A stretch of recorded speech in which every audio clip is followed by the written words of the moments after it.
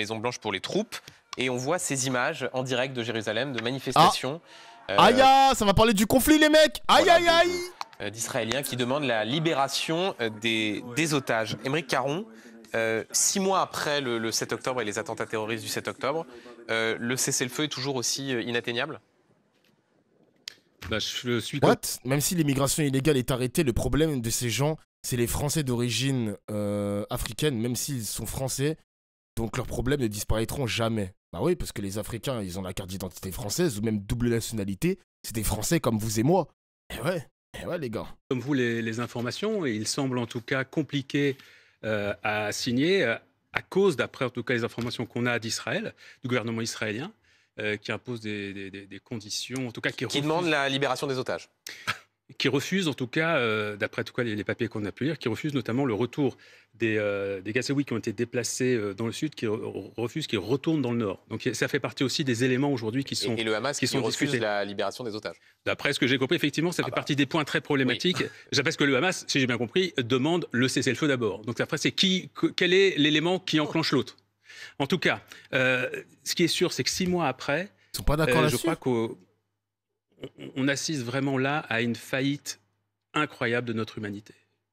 Une faillite de notre diplomatie, la diplomatie française, mais les diplomaties occidentales en général, à part certaines d'entre elles qui se distinguent, qui s'honorent justement à avoir dénoncé très rapidement l'offensive. L'Espagne, la Belgique par exemple. Ouais, les amis belges. Les Belges font mieux que les Français quand même, hein. C'est fou ça. Hein. Alors qu'on doit, notre projet français, c'est d'aller annexer la Belgique, de récupérer ce territoire qui nous appartient, et les Belges font mieux que les Français. C'est fou, non? Militaire c'est fou. Absolument inhumaine qui est menée contre les populations gazaouis. Mais le bilan aujourd'hui est absolument terrible, il faut quand même le rappeler. Donc plus de 33 000 morts. Officiellement, parce qu'en réalité c'est sans doute 40 000 si on compte les gens sous les décombres, et sans doute 2 ou 3 fois plus si on en croit les humanitaires de retour qui nous parlent de toutes les morts dites indirectes. C'est-à-dire que les enfants, les femmes, les adultes qui vont mourir dans les jours et dans les semaines qui viennent, faute de soins notamment, parce qu'ils ne peuvent pas poursuivre leur traitement. C'est absolument effarant ce à quoi on assiste aujourd'hui. La plus grave crise humanitaire de ce siècle, avec des enfants qui sont en train de mourir de faim. Aujourd'hui, dans le nord de Gaza, on a des enfants qui n'ont que 200 calories par jour pour se nourrir. Avec évidemment les morts, le fait que ce soit les humanitaires aujourd'hui qui soient visés directement, sciemment, intentionnellement, comme ça a été le cas il y a quelques jours. Les journalistes, ça fait très longtemps. Je pense que vous, Robert Ménard, voilà, ancien président de Reporters sans frontières, vous êtes outré par le sort qui est fait aux journalistes à Gaza depuis... Ouais, pour ceux qui ne connaissent pas les mecs, Robert Ménard était un journaliste avant. C'était un journaliste avant d'être le maire de Béziers. Il a fondé Reporters sans frontières. Donc là, cette situation, je sais pas comment il va l'expliquer. Il y avait des images satellites des humanitaires. Donc là, vous êtes au courant qu'il y avait des humanitaires qui ont été éliminés par les soldats de Tsahal. Et en gros, ils ont fait une sorte de géolocalisation où ils ont été tués sur une safe place. Je pense que vous savez ce que c'est une safe place. C'est un truc de fou, les gars. Donc c'était intentionnel. Aymeric Caron, il se bat pour ça, pour établir la vérité. Et d'autres députés aussi. Ils ont été tués de sang-froid par les Israéliens. C'est n'importe quoi, les gars. C'est encore une fois, hein, le droit... Non, c'est trop une folie. Ils sont tellement intouchables. Ils sont tellement intouchables sur ces questions-là, les mecs. Ils font ce qu'ils veulent. Ils font ce qu'ils veulent, gros. Depuis 6 mois, j'imagine. Robert Ménard vous répond. Je vais essayer. Putain. Non, mais juste pour répondre à ma dernière question. Bien sûr. Vous croyez que je suis moins troublé que vous, mais... Oui, je crois. Je le crois, j'en suis même sûr. Oh. Parce que je vous ai écouté depuis 6 mois, dans différentes interventions, lorsque vous disiez que Israël avait un droit inconditionnel à se défendre, qu'il ne fallait pas se laisser envahir par une forme d'émotion. Plutôt que de faire l'exégèse des précédentes prises de parole, Robert Ménard vous répond. Je vais juste vous dire, je suis aussi troublé que vous. Non. Aussi abasourdi que vous. Impossible. Non, impossible. Écoutez alors. Il a jamais tweeté. Exceptionnel, alors personne. Non, je suis pas exceptionnel. Il a jamais tweeté sur la Palestine. C'est vous qui êtes particulier.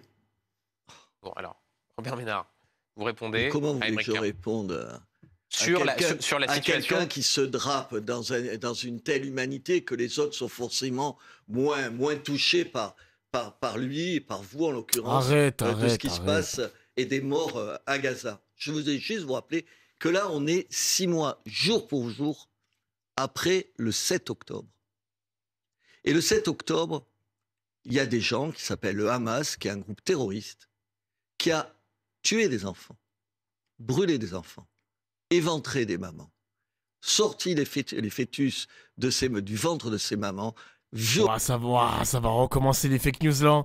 Ça va recommencer dans les fake news. Les mamans en question. C'est ça la première chose. Et c'est de là qu'est né ce qui se passe aujourd'hui. Donc il n'y a pas un signe d'égalité. Aujourd'hui, il n'y a pas même Israël a démenti. Il y a un agresseur qui s'appelle le Hamas et il y a un agressé qui s'appelle Israël. J'ajoute que le Hamas n'a pas seulement pris en otage. J'ai vu tout à l'heure votre difficulté à parler des otages et de la nécessité de les libérer avant tout parce que c'est une priorité. Je vous rappelle qu'il y a quelle difficulté il y a trois Français, il y a 3 Français parmi les otages et je pense à eux aujourd'hui. C'est pour ça que je porte cet insigne-là pour les otages. Ces otages-là, il faut les libérer tout de suite. C'est la priorité. Ensuite, il faut trouver une solution. Mais vous ne trouvez pas une solution avec des gens comme le Hamas qui, je vous le disais, ne prend pas seulement en otage combien ils sont, vous le disiez tout à l'heure, 130 ou 133, dont un certain nombre de gens morts. Le chiffre est difficile, c'est un peu plus de 80 en captivité qui ne sont pas libérés et dont on ne sait pas avec certitude qu'ils sont décédés. Attendez, mais le Hamas, il n'a pas seulement pris en otage ces personnes-là, il prend en otage le peuple palestinien de Gaza. Aujourd'hui, les Gazaouis servent de bouclier humain. Mais monsieur Robert Ménard, vous tournez en boucle depuis 6 mois. Oui, mais putain, mais voyez les gars, comment on les démasque ces idiots. Lui, il est bien mignon de se dissocier de Marine Le Pen et de l'extrême droite, mais ça reprend les mêmes terminologies, ça reprend les mêmes phrases que Merabi, bouclier humain, bouclier, mets-toi devant moi pour que tu puisses prendre la roquette à ma place. C'est tout le temps la même boucle, j'en ai marre. Il faut lui recoller cette étiquette d'extrême droite, ce mec-là ne va jamais changer. C'est un putain de bot. Vous dites la même chose, vous répétez la même chose depuis 6 mois. Je donne juste cette information qui vient de nous parvenir. Le ministre de la Défense israélien qui dit que l'armée se prépare à une opération à Rafah, c'est-à-dire dans le sud de la bande de Gaza. Pardon, je peux répéter 200 fois la même chose. Ouais, je sais. J'ai aucun problème à le répéter parce que c'est juste ce que je pense. Oui, et donc c'est pour votre insensibilité à ce qui se passe, parce que ce que vous dites... Est-ce que je viens de commencer... Oui, non, mais vous pouvez dire que ça vous touche et tout, mais si, en réalité, dans votre analyse qui suit, rien ne le démontre, c'est un petit peu embêtant. Je dis... Non, mais c'est délire de bouclier humain, les gars, tu peux le mettre ça dans n'importe quel pays, il y aura toujours des dommages collatéraux. C'est presque... Ils l'ont déjà dit, la gauche, c'est impossible de faire une guerre comme ça au milieu des civils, parce qu'on va pas se mentir les mecs, on sait très bien que le Hamas se cache parmi la population, mais de reprendre à chaque fois cette terminologie à la con des boucliers humains, c'est ridicule. En plus, t'as l'impression que ça s'applique que dans cette guerre Israël-Palestine, alors que le principe de bouclier humain, il y en a beaucoup dans les pays. Genre par exemple, le génocide qui se passe au Congo, il y a beaucoup de personnes civiles qui sont touchées dans cette guerre. Donc indirectement, les groupes factieux comme ça qui se défendent contre les gouvernements, contre les colonisateurs, etc., indirectement, les colonisateurs répondent, ils touchent les civils, indirectement, c'est eux aussi des boucliers humains parce qu'ils sont touchés par ça. Donc ce terme-là, j'ai l'impression le terme, il est utilisé que quand c'est Israël-Palestine. Je trouve ça bizarre quand même. Je sais pas, excusez-moi les mecs. Le principe de bouclier humain, on est tous des boucliers humains en soi. Vu que ça touche toujours, il y aura toujours des dommages collatéraux. Je sais pas, excusez-moi, c'est ridicule, genre, ce mot. Ce mot est ridicule. Et il est prononcé toujours par les mêmes personnes. C'est incroyable comment cet argument occulte l'humanité en faveur des Palestiniens. Très bien. Même qu'il faut lutter contre le Hamas, cela veut dire qu'il faut persécuter des innocents, surtout avec la soi-disant démocratie israélienne. Allez, c'est bon à d'autres. Bah oui, désolé les gars, c'est ridicule ce mot à la con. Hein. Je dis pas ça. Je dis aujourd'hui, les morts à Gaza... les premiers responsables, c'est le Hamas. Alors, qui agresse. Là, je suis à peu près d'accord avec ça. Faut pas oublier quand même qu'il y a 75 ans de colonisation, ok. Mais d'ailleurs, hein, vous savez pourquoi je suis un petit peu d'accord avec lui, les gars, même si vous lâchez des gros MDR, je suis à moitié d'accord avec lui parce que il y a le Hamas qui a fait un communiqué d'ailleurs pour s'excuser.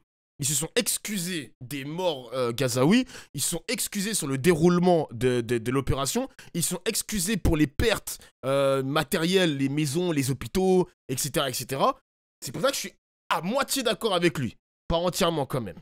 Qui agresse cet octobre. Ils se sont excusés le Hamas. Est-ce que l'armée israélienne aujourd'hui, elle rentre dans Gaza, elles violent les femmes palestiniennes, elles égorgent. Alors, il y a aujourd'hui des rapports d'une agence de l'ONU, en effet, en tout cas d'un groupe d'experts de l'ONU qui pensent qu'il y a eu des agressions sexuelles, voire des viols sur des jeunes femmes gazaouis. Oui.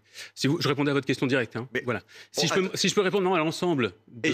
Allez, dans ta mère, Ménard, dans ta mère. Le dernier point, les morts. Que ce soit scandaleux et tout. Méfiez-vous des chiffres que vous citez sans préciser qu'ils sont le fait du Hamas lui-même.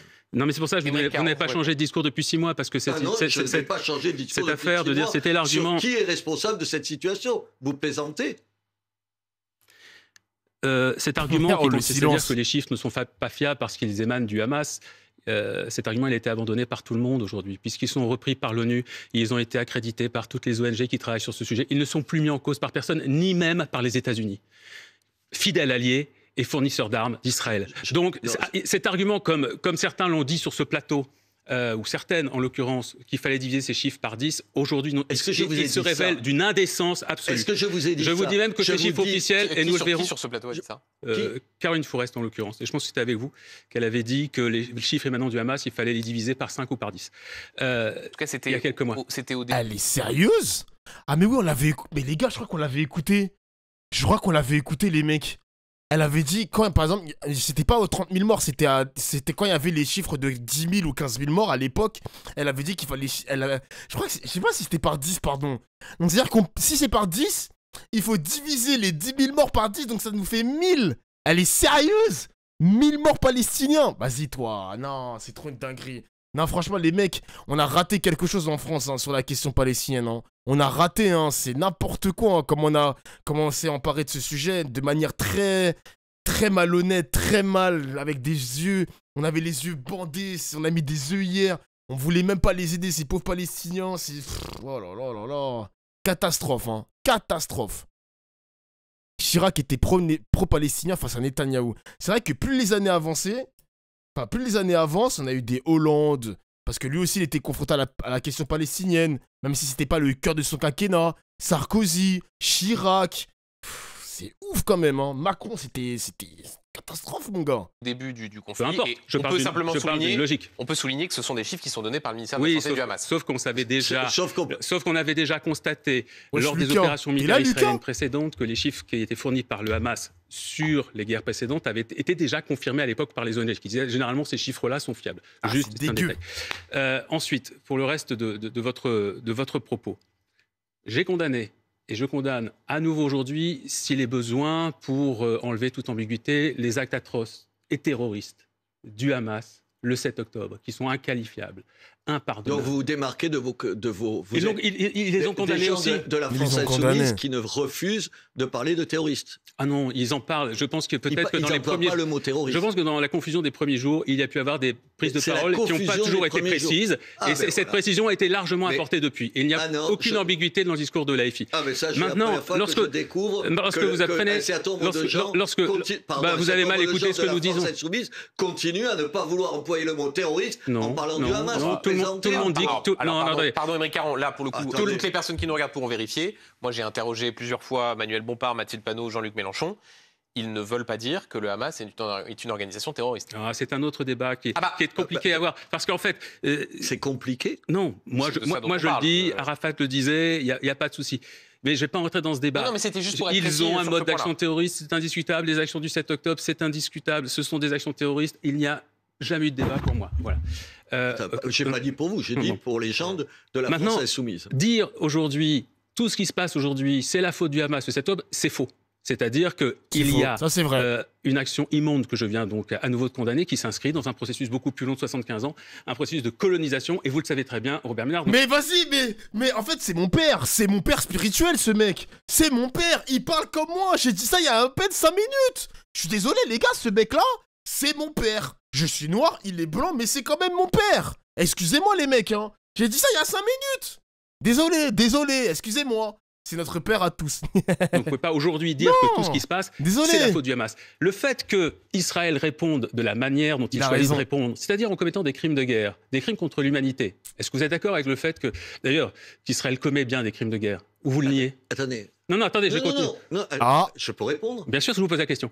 C'est vrai qu'il n'a pas parlé de ce qui se passe côté israélien, génocide en cours, etc. Ça va être instruit des crimes de guerre de l'armée israélienne. Alors, non, mais c'est bien que vous le disiez. Moi, j'ai continué mon propos. Moi, il l'a dit. Non, je vais juste terminer, je vais vous poser une question. Non, mais attendez, vous avez parlé pendant 5 minutes. Bon, moi non plus, j'essaie de ne pas tourner autour du pot, vous le voyez.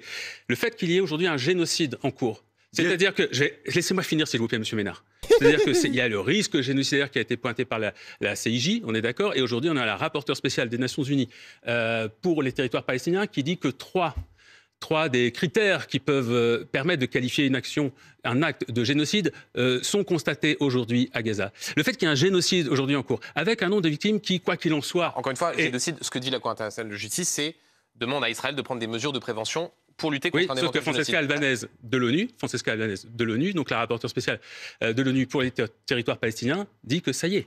Oui, vous qui vous référez au droit international, moi simplement je me réfère à la décision de la Cour internationale de justice. Oui, d'accord, mais on parle quand même de l'ONU, qui est quand même une institution assez sérieuse. Je vais juste terminer, je n'ai pas terminé. Rapidement, je n'ai pas terminé. J'aimerais qu'on aborde une dernière Vous ne pouvez pas dire aujourd'hui que ce qui se passe à Gaza est la faute du Hamas, parce que ce qui se passe aujourd'hui, c'est une déshumanisation absolue de ce que sont les Gazaouis, c'est-à-dire des êtres humains, c'est-à-dire qu'on considère que ce sont des personnes qui n'ont aucune valeur en réalité, et que donc on peut les éliminer, ce qui amène Israël... Bah ouais, il a raison, on peut les éliminer, on peut les déplacer, on peut les annexer, on prend des territoires facilement, on les expulse de leur domicile, c'est une déshumanisation, il a raison, je suis désolé, il a raison.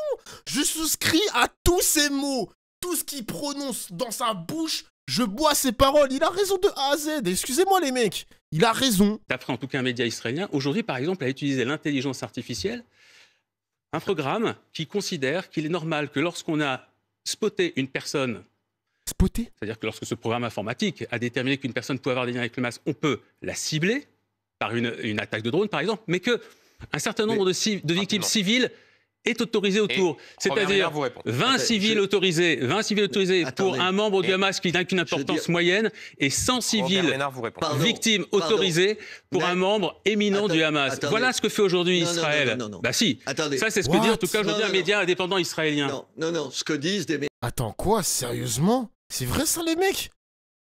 C'est vrai ça? Pour éliminer un soldat important du Hamas, il faut en moyenne tuer 100 civils. Wesh.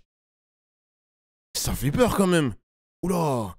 Après, attention à prendre avec des pincettes, mais c'est un média israélien qui a apporté cette chose, les gars, cet élément. C'est ouf quand même. Média que vous choisissez. Je ne choisis pas, moi je lis tout. Non, ce que j'aime... Vous choisissez de ne pas les lire, ça c'est autre chose. S'il vous plaît, Robert Ménard vous répond. Bien envoyé ça. J'hésite sur le mot, tellement je trouve que c'est ignomineux. Ignomineux dans vos propos. Quand vous commencez une phrase, vous êtes trop soft, quand vous commencez une phrase en disant il y a un génocide, les Nations Unies ont dit qu'il y a un génocide, ils disent qu'il y a un risque de génocide. Non, ça c'est la Cour internationale de justice. Moi je parle de Francesca Albanese. Non, un génocide c'est quand il y a la volonté, monsieur Caron. La volonté d'éliminer. La volonté, elle a été exprimée plusieurs fois par des membres du gouvernement, par des militaires, par des soldats. On a aujourd'hui un certain nombre de témoignages. Il a raison, hein, mais il dit n'importe quoi, Robert Ménard. Il dit n'importe quoi. En plus, les mecs, heureusement que j'ai streamé tout ça quand même, parce qu'on avait aussi écouté les vidéos des gouvernants israéliens qui disent qu'il faut lâcher une bombe atomique dans Gaza, il faut continuer à les tuer, il faut les expulser, il faut les envoyer en Égypte, il faut les envoyer en Afrique du Sud, je ne sais pas où. Il dit n'importe quoi, Ménard. Oh là là là là, c'est... Mais les gars, heureusement que vous êtes là à écouter mes streams, à tout regarder, les vidéos que vous m'envoyez, etc. sur mon chat pour qu'on puisse fact-checker. Il dit n'importe quoi, ce mec. Oh là là. Robert Ménard, terminé ensuite. L'intention génocidaire, elle est là. Non, il n'y a pas d'intention génocidaire. Il y a des gens, il y a une partie de l'extrême droite israélienne, il y a des militaires qui ont dit d'énormes bêtises. Ah là, qui ne sont pas la politique d'Israël. Aujourd'hui, il n'y a aucune volonté génocidaire. Et c'est une saloperie de le dire. Donc alors, c'est des dégâts collatéraux. C'est-à-dire que cette armée si morale ne s'est pas ciblée. Elle ne s'est pas visée. Il n'y a pas de volonté de tuer, de supprimer les Palestiniens à Gaza. C'est une saloperie immonde de dire ça. Donc ces dizaines de milliers de morts aujourd'hui, c'est 15 000 enfants. Regardez comment le mec il est en train de crier cracher toute sa haine pour défendre les soldats de Tsahal qui ont tué plus de 30 000 personnes, dont plus de 10 000 enfants. Regardez-moi, ce mec-là, il a crié, il était calme pendant toute l'émission, Robert Ménard. Le seul moment où il crie, c'est pour défendre Tsahal. Qu'est-ce qui le différencie d'un soldat de Tsahal, les mecs? Qu'est-ce qui différencie Ménard de Tsahal, vraiment? Il a aucune honte, ce mec. Qu'est-ce qui le différencie, ça? Ils sont tués, ces dizaines de milliers d'enfants qui sont gravement blessés, amputés, qui sont opérés d'ailleurs à vie. Ça n'a rien à voir avec le terme génocide. Ah bah si. Parce que un génocide, c'est quand on... Ah bah vous préférez arrêter, je comprends. Non. Mais c'est quand on cible délibérément un groupe pour l'éliminer totalement ou en partie. Il n'y a pas ça aujourd'hui. C'est un malade mental. Mais c'est vrai que ça... Donc en fait, c'est quoi? L'armée israélienne est maladroite, en fait. Elle est maladroite. Ça s'appelle une guerre avec... Pardon, j'ai fait 25 ans ça. Avec les horreurs de la guerre. Les horreurs de la guerre. Ouais, moi aussi, j'ai couvert des conflits. Et donc j'arrive à faire la différence entre ce qui se passe là et ce que j'ai pu observer dans d'autres situations. Vous êtes d'une mauvaise foi absolue. Mais non, c'est parce que mes réponses ne vous plaisent pas. Mais non. Ça vous amène, c'est vrai, à demander qu'on traite les athlètes... Pardon. Qui a demandé que les athlètes israéliens ne puissent pas être aux Jeux Olympiques à Paris sous le drapeau israélien? C'est nous, c'est moi, c'est la NUPES, c'est LFI, c'est mon chat, peut-être mon chat, hein, peut-être, mais c'est moi, je l'avoue les mecs, je l'avoue, c'est moi qui l'ai demandé, c'est moi les mecs, je me démasque, c'est bon, je suis démasqué. C'est moi ou c'est vous? Ah, c'est moi. J'ai demandé à ce que les athlètes israéliens, vous faites bien d'en parler d'ailleurs, j'ai demandé effectivement à ce que les athlètes israéliens soient traités par le comité international olympique comme ils traitent les athlètes russes. Puisque les Russes, les Russes défileront sous bannière neutre. C'est-à-dire qu'ils pourront tout à fait concourir. Je vais finir. Attendez, vous m'avez interpellé, je vous réponds. Donc les Russes pourront effectivement concourir, les athlètes, mais effectivement, il n'y aura pas le drapeau. Et j'ai demandé que le même traitement soit appliqué aux athlètes israéliens. Bien évidemment. Vous savez qu'il y a plus d'enfants qui sont morts. Vous savez qu'il y a plus d'enfants qui sont morts à Gaza en 4 mois qu'en 4 ans dans tous les conflits mondiaux. Dans l'ensemble de tous les conflits mondiaux. Et vous pensez que ces crimes de guerre-là, on doit faire comme s'ils n'existaient pas? Alors on va dire... alors Madame Hidalgo va dire qu'elle ne veut pas croiser les athlètes russes. Elle ne veut pas les voir, c'est pas dit. Mais les athlètes israéliens, ça ne pose pas de souci. Alors que... Et là, je me permets juste dans le cadre du... Ça, c'est quelque chose à streamer, les mecs. Hein. C'est quelque chose à streamer parce que c'est intéressant ce qu'il dit, là, Aymeric Caron. Quand je vais streamer l'ouverture des Jeux Olympiques, il y aura tous les athlètes qui vont défiler. Quand il y aura la bannière neutre des Biélorusses et des Russes, il y a moyen que les caméras de BFM ou... Ah non, mais je pense pas, en fait, parce que c'est une réalisation France Télévisions. Je ne sais pas, en fait, si France Télévisions va focus la caméra sur Anne Hidalgo. Parce que ça se trouve, Anne Hidalgo, elle va peut-être tourner la tête, elle va peut-être être sur son téléphone, elle va peut-être faire ça avec ses yeux en signe de protestation. En vrai, les gars, c'est intéressant. C'est intéressant. Je vais voir qu'est-ce qui va se passer, moi. Je vais le stream, les gars. Eh, ça va être le... Je pense que ça va être le climax de mon stream. Je pense que quand je vais streamer l'ouverture des Jeux Olympiques, ça sera le climax. Et après, je pourrai partir en vacances. Je partirai en vacances en légende. Je vous le dis, les mecs. Du débat, vous pouvez effectivement parler de crimes de guerre, de ce qui se passe à Gaza, qui est épouvantable. L'équivalence entre un pays agresseur, qu'est la Russie vis-à-vis de l'Ukraine, qui envoie des soldats pour... Pareil pour Israël, les mecs. Hein. Quand les athlètes israéliens vont défiler, comme il y aura du public, je ne sais pas si le public vont huer Israël. On sait pas, les mecs. Oh putain, le climax. C'est encore plus intéressant que le final de Game of Thrones. Vous vous rendez compte, les gars? Il peut se passer plein de scénarios comme si c'était le catch. Des manifestants, une personne qui peut rentrer et niquer la cérémonie en mode protestation, Greta Thunberg qui va dire « Non, les Jeux Olympiques, écologiquement, c'est de la merde !» Macron, je sais pas, il fait une crise cardiaque. Les athlètes russes, les athlètes biélorusses, les athlètes israéliens, Anne Hidalgo, un attentat. Wesh, c'est... Je sais pas. Il y a plein de scénarios, c'est le catch, c'est comme WrestleMania, les mecs. C'est littéralement WrestleMania, excusez-moi. Il peut se passer trop de choses. Conquérir et pour violer l'intégrité d'un pays, ce n'est pas la même chose qu'une démocratie comme Israël qui, avec toutes les critiques qu'on peut lui faire sur son gouvernement, sur ce qui est en train de se passer à Gaza, a été pour c'est la Red Bull, cette équivalence-là, vous comprenez qu'elle puisse choquer. Officiellement, c'est la démocratie aussi. Officiellement, mais je ne pense pas. On vote là-bas. Non, mais je ne pense pas que la démocratie russe et la démocratie israélienne. Non, mais c'est pas ça. Non, moi je trouve que c'est un régime totalitaire, donc il n'y a pas de problème là-dessus. Non, je vous dis simplement que se réfugier derrière le fait que Israël est effectivement une démocratie extrêmement imparfaite, d'ailleurs, contrairement à ce qu'on entend tout le temps. pour justifier le fait qu'on ferme les yeux sur les crimes de guerre et on fait comme s'ils n'existaient pas lorsqu'il y a une compétition olympique, je trouve ça incroyable. Je crois que personne. Personne ne dit ça. Mais vous avez le droit d'avoir un avis, Benjamin Duhamel, et de le donner. Non, moi je ne donne pas un avis. Mais simplement, je me permets juste. c'est pas. Donc là, le complotiste. Ah, c'est complotiste de penser qu'il va se. Il y a des fortes chances que la cérémonie parte en couille. C'est être complotiste de penser ça. Alors que tout le monde, même Macron, la DGSI aimerait que Macron offre un plan B à la cérémonie d'ouverture. Mais je suis complotiste. D'accord, très bien, ok. Parce qu'on est une démocratie, officiellement, que l'on peut tous permettre et s'asseoir sur le droit international et commettre des massacres comme si de rien n'était en disant « mais moi je peux le faire, je suis la seule démocratie de la région ». C'est vrai. Ce débat, rapidement Robert Ménard, il reste 15 secondes. Le parallèle entre la Russie et l'Ukraine et entre Israël et Gaza, ça vous honore. La preuve que l'on peut avoir ce débat, c'est que vous venez de l'avoir en allant sur le fond des sujets. Merci à vous deux. Merci Robert Ménard, merci Aymeric Caron d'avoir participé à cette émission. Ah, c'est pas tous les jours dimanche. Tout de suite, vous retrouvez Affaire suivante spéciale consacrée à la disparition du petit... Ah, ça y est, Émile. Ça y est. Émile, il est au paradis en train de jouer à la PlayStation.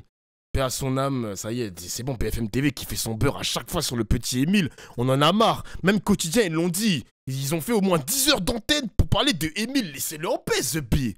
Les amis, le débat était intéressant. Le débat était intéressant. Franchement, Aymeric Caron, je crois que c'est la première fois que je l'écoute vraiment en stream, de manière vraiment où il était posé, où il n'est pas interrompu à chaque fois. Très calme. Très calme. Vraiment, il est très calme, très sympathique. Il n'a pas le verbe plus haut, il n'a pas la voix élevée où il crie, il s'énerve, etc. Il est très posé. Et franchement, je l'aime bien, ce mec. Franchement, je l'aime bien. Je l'ai vu que à travers Twitter, que à travers l'Assemblée nationale, mais à la télé, il passe bien. Hein. Mais après, tu me diras, c'est un mec issu de la télé, donc il connaît les codes, quoi. Non, mais bien joué. Bien joué. Après, des fois, il dérape. Ah ouais? Bah là, pour l'instant, en fait, il est cohérent avec ses tweets. Les mecs, hein. Vraiment cohérent. Très cohérent. Vraiment. On a compris que tu le kiffes. Je vais le redire, imbécile. J'aime Aymeric Caron. Ça va, ça te va maintenant? Qu'est-ce qui te différencie de Tsahal? Qu'est-ce qui te différencie d'un Israélien maintenant, monsieur Waza? Qu'est-ce qui te différencie de ces mecs-là? Hein? Imbécile, va. Bon, mesdames et messieurs.